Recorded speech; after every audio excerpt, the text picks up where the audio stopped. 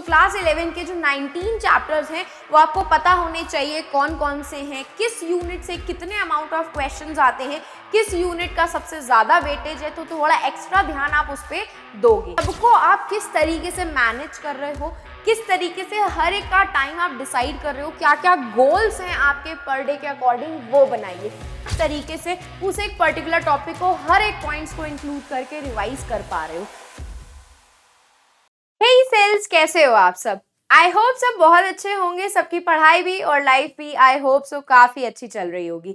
मैं हूँ आपकी अपनी Khushboo ma'am, biology master teacher at Vedantu.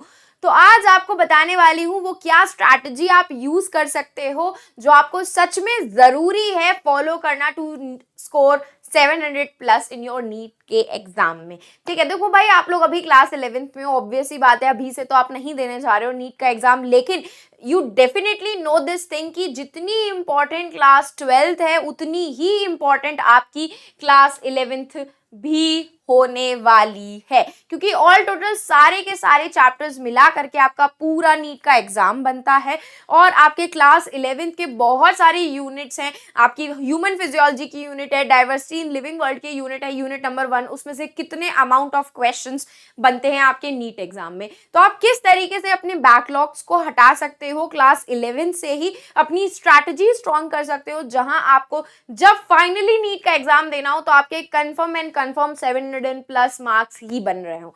चलो तो let's start our session without wasting our time and here we go कि भाई ऐसी क्या स्ट्रैटेजी है जो आप यूज कर सकते हो। सबसे एंड फॉरमोस्ट थिंग, सबसे पहली थिंग्स टू रिमेंबर, सबसे पहली चीज आपको अपना डिटेल सिलेबस पता होना चाहिए कि भाई देखो, जहां क्लास 11 के आपके एग्जाम्स भी इंपॉर्टेंट है वहां पे आपका नीट का एग्जाम उतना ही ज्यादा इंपॉर्टेंट है आप सबके लिए।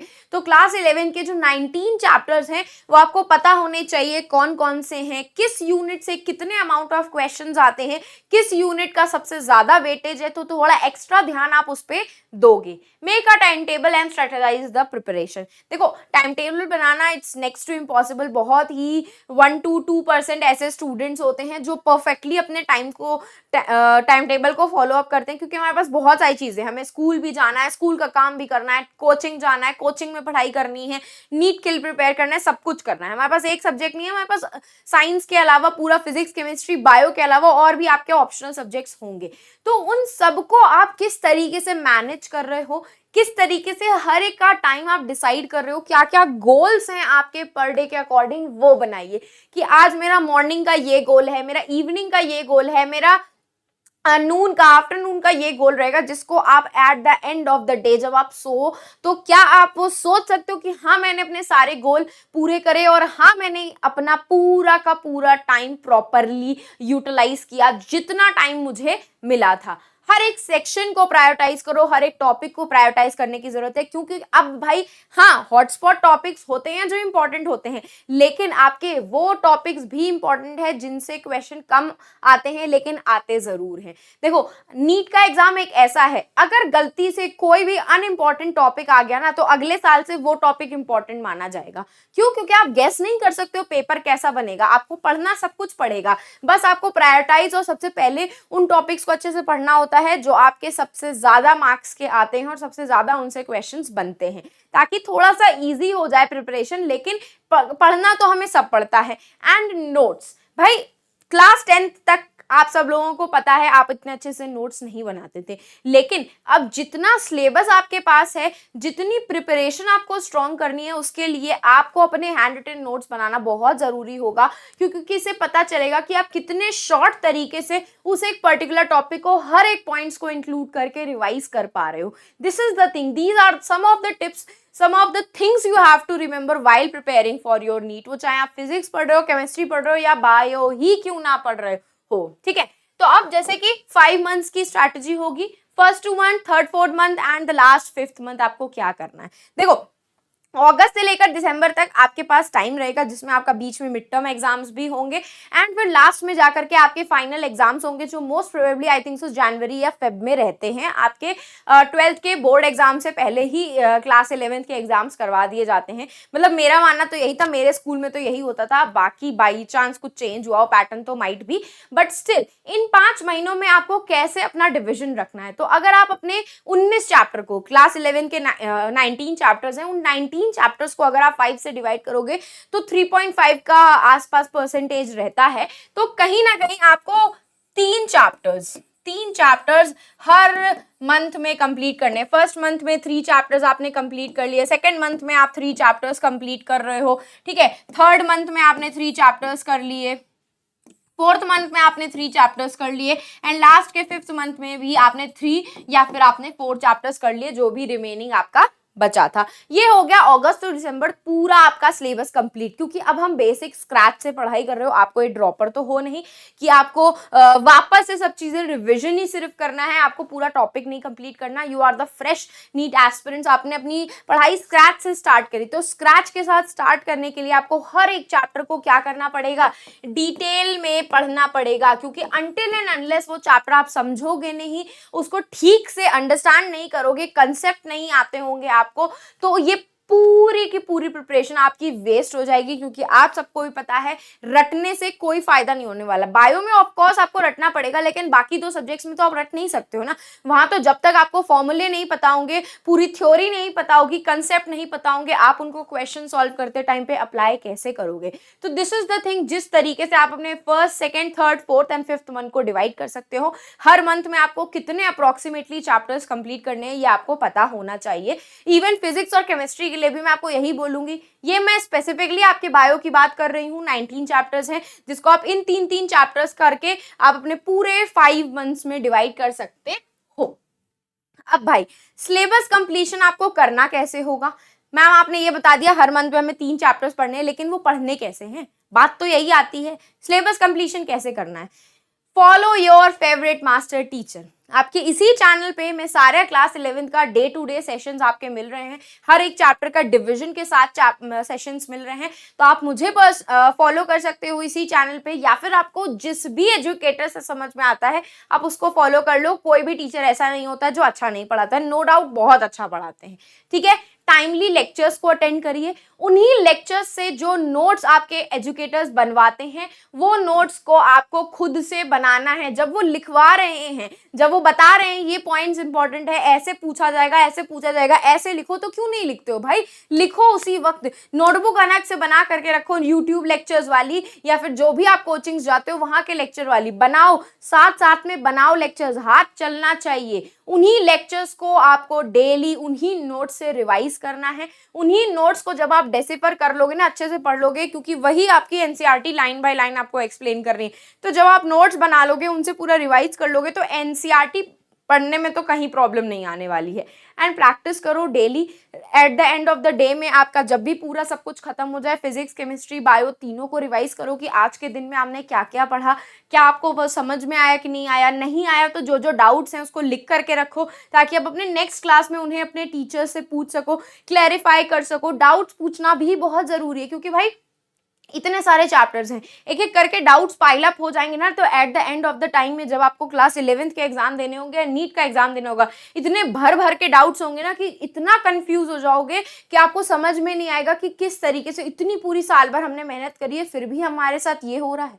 पीवाईक्यू प्रैक्टिस सेशन रखो और उनके एनसीईआरटी बेस्ड क्वेश्चंस को जरूर सॉल्व करना है, जिनसे आप बुक से सॉल्व कर सकते हो। आपको ऑनलाइन स्टडी मटेरियल अवेलेबल है, उससे सॉल्व कर लो, लेकिन आपके ये सारे पॉइंट्स आपके सिलेबस कंप्लीशन के टाइम पे आपको करने पड़ेंगे। उन फेवरेट मास्टर एजुकेटर से पढ़ करके आप अपना पूरा सिलेबस कंप्लीट करो। सिलेबस कंप्लीट होने के बाद नोट्स, उन्हीं के साथ साथ नोट्स बनाओ, उन नोट्स को रिवाइज करो, एनसीईआरटी रीडिंग करो, और उन्हीं एनसीईआरटी रीडिंग करने के बाद क्वेश्चंस प्रैक्टिस करो। जितने प्रैक्टिस कर सकते हो उसी से ही समझ में आएगा कि हाँ कंसेप्ट क्लियर हुआ कि नहीं हुआ। क्योंकि अगर क्वेश्चन नहीं सॉल्व हो रहे हैं तो मतलब कोई फायदा नहीं है तुम्हारा कंसेप्ट क्लियर करने का। क्वेश्चन ही तो एट द एंड हमको सॉल्व करना है। जब क्वेश्चन नहीं सॉल्व होंगे तो भाई काहे का कंसेप्ट क्लियर हुआ। तो this is the strategy, this is the way you can complete your syllabus till your December. ऐसे ही कंप्लीट कर सकते हो आप। And last but not the least, books to refer. Books आपके इसी पूरे नीट की जर्नी में बहुत इंपॉर्टेंट रोल प्ले करती हैं। आपकी मैम खुद पर्सनली उन्हीं बुक्स को रीच आउट करती हैं, फॉलो करती हैं, और वो है आपके एनसीईआरटी। ठीक है, एनसीईआरटी तो करनी ही करनी है भाई, रो घिसके पिट के कैसे भी करो। क्लास के नोट्स, उन्हीं नोट्स को पढ़ने के बाद एनसीईआरटी पढ़ना, ये नहीं कि डायरेक्ट एनसीईआरटी पे पहुंच जाओ। नोट्स को पढ़ने के बाद एनसीईआरटी पढ़ना, नहीं तो डेसिफर नहीं कर पाओगे भाई एनसीईआरटी को। और अगर आपको यही एनसीईआरटी डेसिफर करनी है तो आप नीट की तत्वा बुक्स भी रेफर कर सकते हो, जो फिजिक्स, केमिस्ट्री, बायो तीनों के लिए अवेलेबल है। और मैंने बोला क्वेश्चन प्रैक्टिस, क्वेश्चन प्रैक्टिस के लिए भी कोई क्वेश्चन बैंक खरीदने की जरूरत ही नहीं है। उन्हीं बुक्स के अंदर हर एक question topic wise, achiever section, previous year question, सब कुछ अवेलेबल है। अगर आपको वो बुक परचेज करनी है तो you can visit the sessions का डिस्क्रिप्शन बॉक्स। ये सेशन का डिस्क्रिप्शन बॉक्स है, यहाँ पे आपको दिख रहा होगा best books for class 11th and 12th NEET. यहाँ से आपने क्लिक करा इस लिंक को और ये आपका पूरा खुल जाएगा स्टोर। इसी स्टोर में अगर आपको नीट की तत्वा बुक्स लेनी है तो नीट पे सेक्शन पे जाओ। ठीक है, आपको वेदांतु नीट तत्वा बुक्स चाहिए, गेस्ट पेपर्स चाहिए या पीवाईक्यू नीट चाहिए, सब कुछ अवेलेबल है। मैंने क्लिक की ये तत्वा बुक्स, जहां पे आपके देखो 12th के लिए दोनों एडिशंस अवेलेबल है, सिर्फ 12th के लिए भी अवेलेबल है, सिर्फ 11th के लिए भी अवेलेबल है। आप कोई भी इसमें से ले सकते हो। अगर आपको 11th 12th दोनों की चाहिए आप वो भी ले सकते हो, सिर्फ 11th की चाहिए आप उनको भी प्रिफर करके आपने बस ये ऑप्शन सिलेक्ट किया और ये रही आपकी बुक्स 1899 की, जिसको आप परचेज कर सकते हो। और अगर आपको लग रहा है कि भाई इस बुक में ऐसा क्या अवेलेबल है जो मैम इतना बता रही हैं, तो मैं आपको एक वीडियो दिखा देती हूँ। उस एक वीडियो से आप खुद गैस कर सकते हो कि ये बुक्स क्यों आपके लिए अच्छी रहेंगी। ये रही आपकी वीडियो, ये देखो, how to use your Tattva practice books. इसी बुक को जब आप ओपन करोगे तो इसी बुक्स में इतनी कलरफुल चीजें दी हुई हैं जिसको देख करके आपका अपने आप ही पढ़ने के लिए मन हो जाएगा। ये पूरी थ्योरी दी हुई है, बेसिक ऑब्जेक्टिव क्वेश्चंस दिए हुए हैं, ऑब्जेक्टिव ही तो आते हैं भाई, साथ साथ में आपकी पूरी थ्योरी आपके एनसीईआरटी के अकॉर्डिंग एक्सप्लेन्ड है with extra example, extra things जो आपको इधर उधर से पता चलती हैं। इतना ही नहीं, हर एक बुक के बॉटम में एक स्कैनर अवेलेबल है जिसको स्कैन करके आप छोटे छोटे टॉपिक वाइज कंसेप्ट वीडियोस देख सकते हो। मतलब आपके लेक्चर के साथ वीडियो नोट्स भी अवेलेबल है, साथ साथ में पीवाईक्यूज अवेलेबल है, मल्टीपल एक्सरसाइजेज अवेलेबल है, 20,000 प्लस प्रॉब्लम्स अवेलेबल है इस एक सिंगल बुक में। ऐसे ही फिजिक्स की, केमिस्ट्री की, बायो की, तीनों की अवेलेबल है, आप आराम से परचेज कर सकते हो। ये बुक्स आपका पूरा का पूरा सेट 25 बुक्स का है जिसका प्राइस इतना है।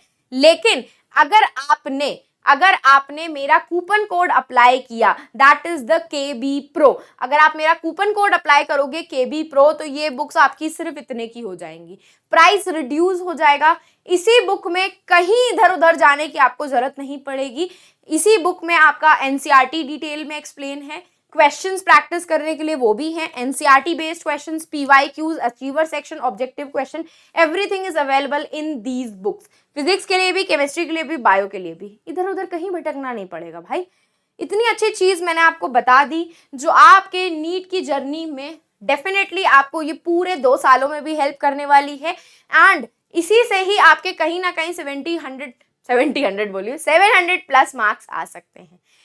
तो इतना सब कुछ एक्सप्लेन करने के बाद बस यही स्ट्रैटेजी फॉलो करनी है, यही चीज फॉलो करना, और आपको नीट में इतने अच्छे मार्क्स लाने से कोई नहीं रोक सकता है। बस जाते जाते टेलीग्राम चैनल को ज्वाइन कर लीजिएगा ताकि ऐसे ही इंफॉर्मेटिव सेशंस आपको मिलते रहें टाइमली। एंड इन केस अगर आपको मुझे पर्सनली रीच आउट करना है तो आप मुझे इंस्टाग्राम पे रीच आउट कर सकते हैं। तो बस जाते जाते सेशन को लाइक कर दीजिएगा, चैनल को सब्सक्राइब कर दीजिएगा। अब हम फिर मिलेंगे चलते चलते ऐसे ही नेक्स्ट अमेजिंग सेशन में। तो bye guys and take care.